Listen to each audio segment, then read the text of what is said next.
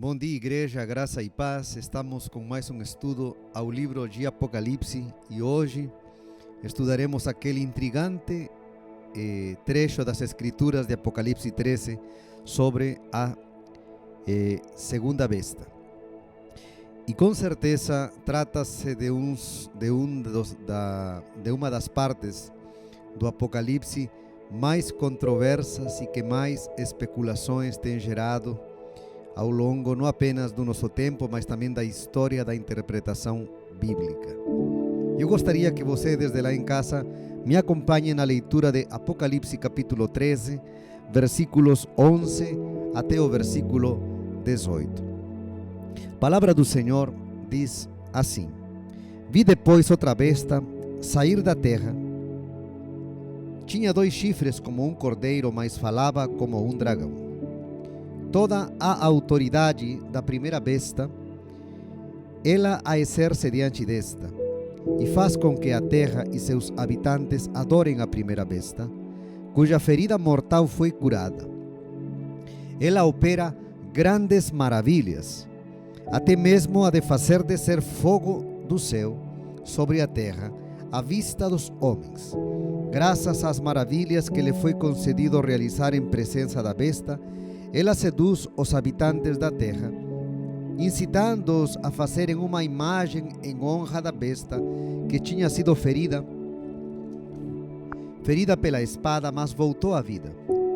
Foi-lhe dado até mesmo infundir espírito à imagem da besta, de modo que a imagem pudesse falar e fazer com que morressem todos os que não adorassem a imagem da besta. Faz também com que todos, pequenos e grandes, ricos e pobres, livres e escravos, recebam uma marca na mão direita e na fronte, para que ninguém possa comprar ou vender se não tiver a marca, o nome da besta ou o número do seu nome. Aqui é preciso discernimento. Quem é sábio calcule o número da besta, pois é um número de homem, seu número é 666. É por causa destes últimos versículos que esta porção de Apocalipse torna-se tão polêmica e ao mesmo tempo especulativa. Nós temos falado até agora que há aqui uma tríplice aliança, e diríamos assim, entre o dragão que representa Satanás, a primeira besta que representa a força bruta sintetizada no poder político, militar e no poder econômico. Temos agora a segunda besta. Na nossa primeira aula, eu falei que há uma interpretação de Apocalipse chamada preterista, que é interessante, mas basicamente ela procede do mundo católico. E ela acredita que o Apocalipse já se cumpriu na igreja primitiva. E quando eles observam a primeira besta, eles interpretam isso como sendo o poder do imperador, o poder político do imperador romano. E quando eles interpretam a segunda besta, eles interpretam como sendo o sacerdócio da religião romana. E nós, a semana retrasada, falávamos sobre que aqui se escenifica o poder total do império do anticristo ou do império satânico, que toma em suas mãos o poder da força bruta e o poder espiritual. E que essa verdade se aplica para todos os grandes impérios passados e presentes que exercem um poder totalitário sobre seus habitantes. Ou seja, seria uma interpretação que vai além dessa interpretação preterista. Mas precisamos ter cuidado com a palavra, porque temos um aspecto interpretativo que ele é ligado ao texto bíblico. E a partir dali surgem muitas especulações, e eu diria até certas ficções. Mas nós não podemos descartar nada quando nós partimos a partir do texto bíblico. E eu queria aqui, nesta segunda besta, observar um detalhe interessante. Quando você lê, por exemplo, o versículo 15, esta besta, também chamada de falso profeta, o próprio Apocalipse, no capítulo 19, versículo 20, chama a esta segunda besta de falso profeta. Todo rei precisa de um sacerdócio, sempre foi assim. Todo poder político precisa de uma religião ou de uma pseudo-religião, seja ela de caráter sobrenatural ou seja ela de caráter humano, como por exemplo a religião do Estado. Mas veja que este elemento, diríamos assim, profético, de âmbito satânico, ela tem um poder que imita ao Espírito Santo. Porque quem é aquele que dá vida, segundo as Escrituras? É o Espírito. O Espírito não apenas nos dá vida espiritual, mas também ele gera vida na criação. O salmista celebrava o sopro do Espírito que gerava vida na criação, que fazia funcionar a criação e a ordem da criação. O Espírito de Deus se movia sobre a face das águas e a vida surge a partir do sopro do Espírito no ser humano. Quando Ezequiel, ele tem aquela visão famosa do Vale dos Ossos Secos, apesar de que ele chama a que se juntem os ossos e que cresça carne e tendões naqueles corpos, eles continuam sendo corpos inertes. Então vem uma segunda ordem para o profeta e lhe diz: chama e profetiza ao Espírito dos quatro ventos. Então o Espírito entrou naqueles corpos na visão de Ezequiel e eles viveram. Então o Espírito é aquele que no Antigo Testamento está encarregado de infundir vida. E vejam que uma das funções desta segunda besta é imitar o poder do Espírito. Ele é capaz de imitar esta ação poderosíssima do Espírito, que é a de gerar vida. Depois eu vou entrar no aspecto especulativo deste texto, porque é importante que também o mencionemos. Um segundo elemento de imitação ao Espírito é a marca que ele coloca nos seguidores da primeira besta. Quando você lê Efésios capítulo 1, versículo 13, você encontra este texto, 14, o qual é o penhor da nossa herança pela redenção da possessão de Deus para louvor e a glória e a sua glória. O texto de Efésios, ele está mencionando no versículo 13 também: fostes selados com o Espírito Santo da promessa.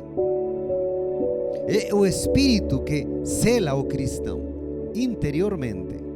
Nós somos cristãos selados pelo Espírito e não temos uma marca visível no corpo, na testa ou na mão direita, mas temos o selo do Espírito que nos garante que somos de Deus. No capítulo 8 de Romanos, Paulo dizia que aquele que não tem o Espírito de Deus não é de Deus.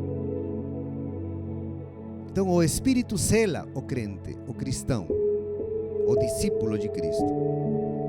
E veja que esta besta que imita a ação do Espírito, ela também tem essa, diríamos, atribuição de selar os seus seguidores, os seguidores da besta. De que categoria é aquele selo? Nós vamos ver a seguir. Mas tem também outra virtude, diríamos assim, que imita ao Espírito Santo. Ele opera grandes maravilhas. Quando Atos descreve a Cristo, diz que ele, pelo Espírito de Deus, fez o bem e curou a muitos. Então o Espírito de Deus é aquele que age na igreja e agia em Cristo para executar grandes e prodigiosas maravilhas. E veja que aqui há uma tríplice imitação desta segunda besta, do Espírito Santo.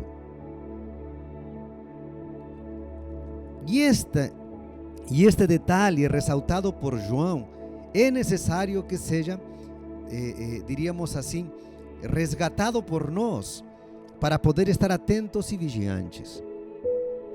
Ao respeito deste último elemento, sinais e maravilhas, quando Paulo, por exemplo, fala na segunda carta aos Tessalonicenses, capítulo 2, me acompanhem, se vocês podem, de casa, por favor, na leitura desse texto.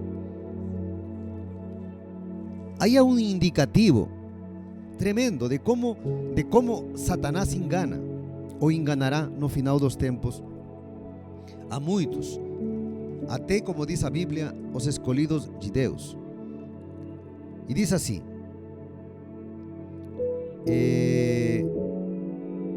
que ele, no capítulo 2 de Tessalonicenses, a esse cuja vinda é segundo a eficácia de Satanás, com todo o poder e sinais e prodígios de mentira, com todo engano da injustiça, para os que perecem, porque não receberam o amor da verdade para se salvarem. Destaquem esta frase: porque não receberam o amor da verdade.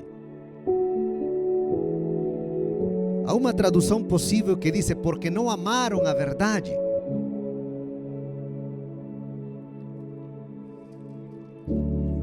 E há outro elemento aqui que vai nos ajudar a esquivar esta poderosa força sedutora demoníaca, porque lá está escrito que esta besta que surgia da terra tinha 2 chifres como um cordeiro, mas falava como um dragão. Veja que ele tem uma aparência espiritualizada. Ele parece com o cordeiro, mas aqui está destacado: fala como o dragão. Ou seja, como você reconhece que este ser que faz maravilhas, que este ser que faz prodígios tremendos, capazes de infundir vida e capazes de selar os seus eleitos, como você distingue que este ser não procede de Deus? Pelo análise do discurso deste ser, por aquilo que ele fala, por aquilo que ele declara, por aquilo que ele ensina. Por isso que Tessalonicenses diz que aqueles que serão enganados, que aqueles que cairão na sedução deste falso profeta, serão aqueles que não amaram a verdade, queridos irmãos. E aqui eu quero te fazer um apelo: quanto amor você tem pela verdade de Deus registrada em sua palavra? Com quanta dedicação você se debruça sobre ela, para não apenas para a estudar, mas também para cumpri-la, para adequar a sua vida àquilo que ela vai te revelando. Quanto tempo da tua caminhada você gasta, ou você investe, que seria a melhor palavra, para poder estudar e escudrinhar a palavra? Quando Cristo diz: escudrinhai as Escrituras, escudrinhar, a palavra literal que Cristo usou, é como se você tivesse um chão com várias louças que formam muitos quadrados na nossa sala, e você vai pesquisando quadrado por quadrado, pedaço por pedaço, pedacinho por pedacinho. Esse é o amor para a verdade. E Paulo diz claramente em Tessalonicenses capítulo 4, 2 Tessalonicenses 2:10, que aqueles que não tiveram amor pela verdade, ou que não receberam o amor da verdade, eles serão enganados por esse mistério, o ministério do engano camuflado com sinais e prodígios. E eu sou uma pessoa que procedeu ou nasci na fé no mundo pentecostal. E é importante que sinais e prodígios se manifestem, mas quando eles se desvinculam da palavra divina, eles podem se tornar horrorosos instrumentos de manipulação de qualquer líder oportunista que apareça.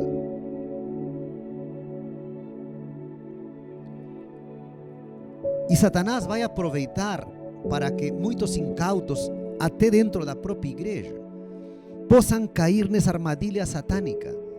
Lembre que a aparência é a aparência do Cordeiro. A imitação do Espírito, sinais, prodígios, capacidade de infundir vida, de ressuscitar algo inerte. E a falta de amor pela verdade vai te impedir analisar o discurso, aquilo que ele fala, aquilo que ele proclama, aquilo que ele ensina. Se você e eu não conhecemos a verdade e não a amamos, queridos, seremos uma presa muito fácil de Satanás. E talvez não termine hoje a explicação que eu tenho para lhes trazer, mas eu quero que pelo menos neste ponto você e eu sejamos pessoas capazes de tomar providências na nossa vida pessoal para que possamos evitar cair numa armadilha tão tremenda de Satanás. Essa armadilha de não amar a verdade. Muitas vezes os crentes cantamos muito, oramos mais ou menos e lemos quase nada a Bíblia. Erro crasso na nossa vida. Erro fatal na nossa vida. O louvor sem a palavra torna-se um louvor vazio. A oração sem a palavra torna-se uma espiritualidade cega. A palavra sem a oração torna-se letra morta. Mas é necessário que estas coisas estejam em perfeita harmonia. Mas eu quero dizer uma coisa aqui para vocês. Sabe por que Daniel era um homem de oração? Eu tenho estudado o livro de Daniel ultimamente, com bastante interesse.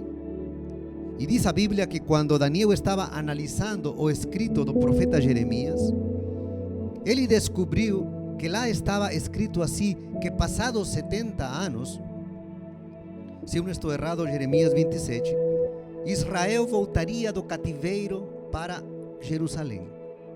E a Bíblia diz que quando Jeremias leu esta palavra, ele começou a orar, porque quando você lê a Bíblia, queridos, sabe o que nasce em seu coração? Um profundo desejo de orar e de buscar a Deus. Então, o amor pela verdade vai ser fundamental. Comece agora. Não espere que momentos difíceis venham sobre a terra, porque você vai procurar óleo, a última hora não vai achar. Então comece agora, comece a estudar a palavra, não apenas a lê-la, a escudrinhá-la, a estudá-la com detalhe. Não apenas para encher o seu intelecto, mas para adequar a sua vida a essas verdades registradas na bendita palavra. Se eu não acabar hoje este tema, eu continuarei a próxima semana. Mas veja aqui, esta besta tem esse poder espiritual, esse poder profético. Não se deixe seduzir apenas pelas sensações e as aparências e as emoções. Afirme-se profundamente na palavra. Ela vai lhe livrar da segunda besta. Muito bem.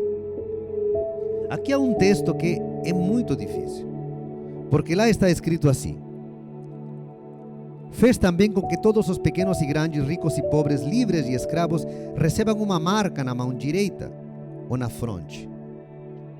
Fronte e mão direita é o lugar da marca da besta. Que marca é esta? Há várias maneiras de interpretar esta marca na mão direita e na testa. Primeiro, alguns indicam que é uma imitação da marca de Cristo. Em segundo lugar, que se a marca de Cristo ela é interior, a marca da besta ela é exterior. Porque a religião satânica sempre foi uma religião exterior. Desde o mundo do Antigo Testamento, o povo de Deus se afastava dos caminhos de Deus, porque, imaginem vocês, era um chamado a adorar a um Deus que não se vê. Era um chamado a uma vida de rigorosidade moral. Já os cultos babilônicos, os cultos assírios, os cultos cananitas, eram cultos muito exteriores. Por exemplo, Para você se unir a Deus, você tinha que ter fé como o pai Abraão, e a fé é algo etéreo, né? No sentido material. É algo que se tem no íntimo do coração. Agora, como faziam as religiões cananitas, assírias e babilônicas para se unir à divindade? Iam a um lugar alto, por isso que a Bíblia fala muito de outeiros. Lá haviam prostitutas sagradas. E os homens que queriam se unir, por exemplo, a Ishtar, a rainha do céu, a Astarot ou a Será, como era o nome dessa divindade, eles iam ter relacionamento sexual com essas sacerdotisas. Então, a religião pagã sempre foi uma religião externa, de ver, de tocar, de apalpar, de sentir, no sentido material. Por isso que talvez a marca da besta seja nesse sentido. Porque o ser humano sem Deus, ele se apega muito a coisas visíveis, a coisas concretas, a coisas que podem apalpar e tocar, a coisas que o olho pode ver. Mas aqui há uma distinção, é como se Satanás fizesse uma distinção entre aqueles que são seus. Ainda não entrei na parte especulativa. E logo tem, pois, a marca do 666. Há várias interpretações para esta marca. A primeira, que ela diz que 666 faz referência a um nome específico. E veja que quando foi escavada uma cidade famosa, destruída por um vulcão, chamada Pompeia, lá havia na parede escrito, ou numa pedra escrito assim: eu amo aquela cujo nome é 545. Ou seja, era comum na época da Bíblia referir-se a pessoas, a nome de pessoas com um nome. Ou seja, trocava você as letras, porque os números romanos eram letras, são ainda letras, e a partir disso você tirava o nome da pessoa. Alguns estudiosos interpretam que o nome 666 faz referência direta a Nero Kaiser, ou seja, Nero César. Mas para que saia 666, você teria que tirar as vogais. Então, se você tira as vogais e deixa somente as consoantes, Nero César é igual a 666. Essa é uma interpretação. Estou agora dizendo as diversas formas de interpretação deste texto. A outra forma de interpretação, chamada gematria.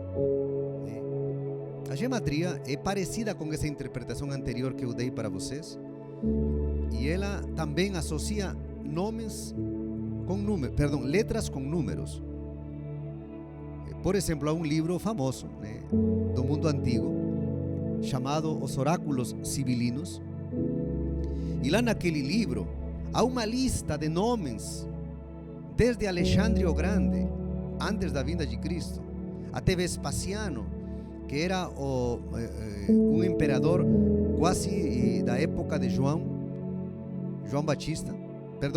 o Apóstolo, cujos nomes, né, através dessa técnica chamada gematria, cada nome desses imperadores equivale a 666.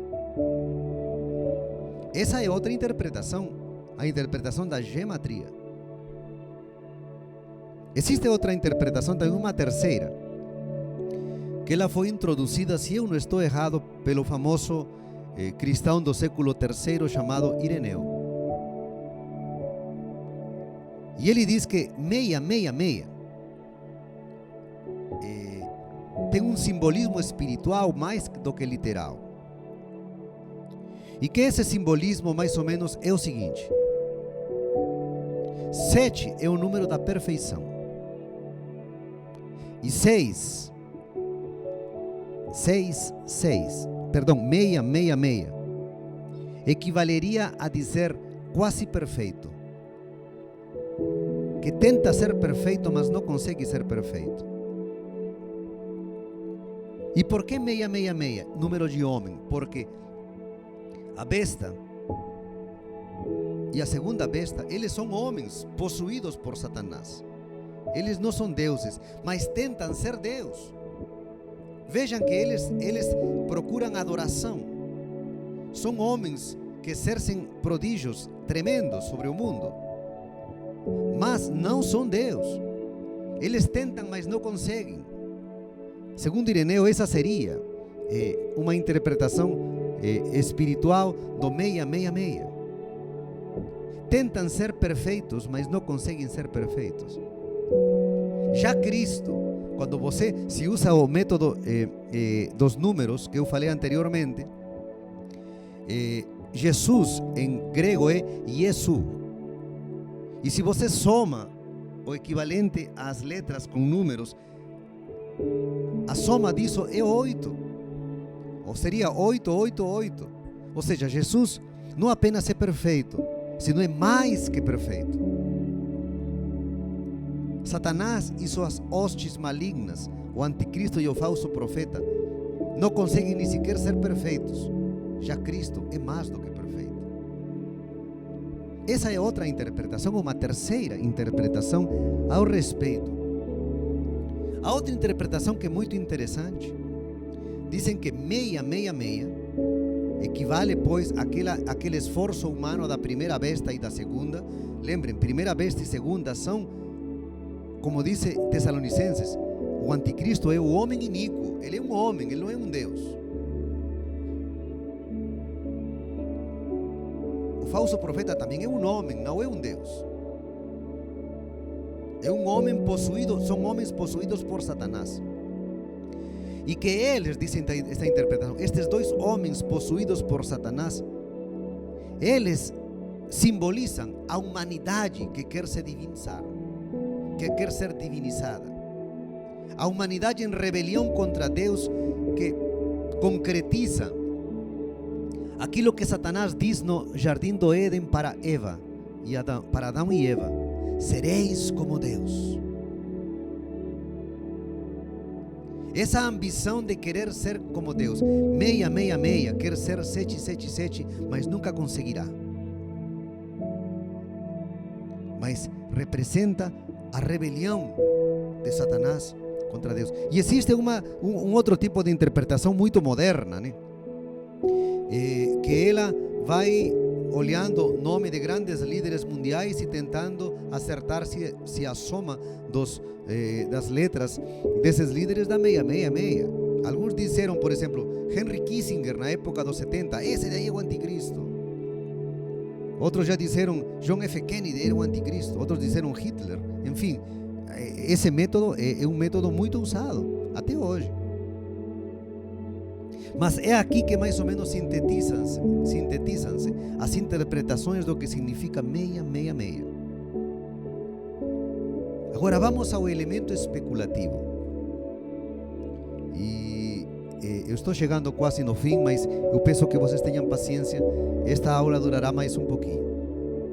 Porque muitos têm visto em tempos modernos, especialmente vocês que assistem muito ao YouTube ultimamente, né, por causa destes eventos no mundo, há uma interpretação que diz, por exemplo, que a marca da besta será um chip ou uma vacina, que seria como um reativo para aquele chip biológico, né, que será inoculado no corpo humano. Alguns acreditam que a grande desolação, né, do final dos tempos, a abominação desoladora seria a modificação do corpo através de seus elementos, por exemplo, cibernéticos colocados no corpo humano através de chips ou de outras modalidades tecnológicas como essas. Quando entramos a esse ponto, já entramos além do ponto bíblico e hermenêutico, entramos no lado diríamos assim, da especulação. Mas é importante que partamos da Bíblia e diríamos, está descartado esse elemento? Eu diria que não. Eu diria que não. Você tem que estar vigiante a isso. Porque é um elemento interessante que diz assim que sem essa marca ninguém poderá comprar ou vender. Hoje é muito fácil.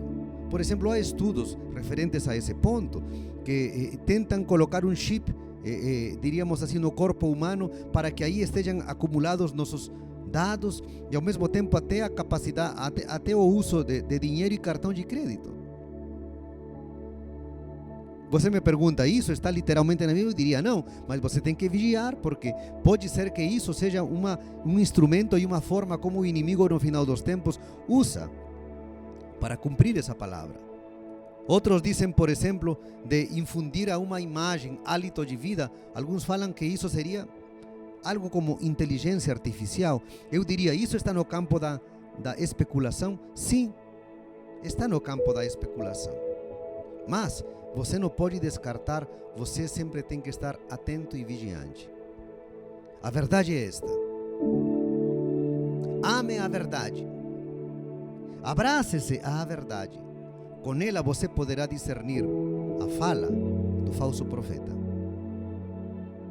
Você saberá dizer se é falso ou verdadeiro à luz da palavra. Salmo 19. E com essa palavra eu quero terminar isto.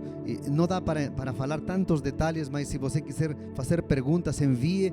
E se você enviar, talvez a próxima semana a gente possa dirimir essas dúvidas. Mas Salmo 19. Guarde esta palavra em seu coração. O mandamento do Senhor é reto, que hace sábio ao simples.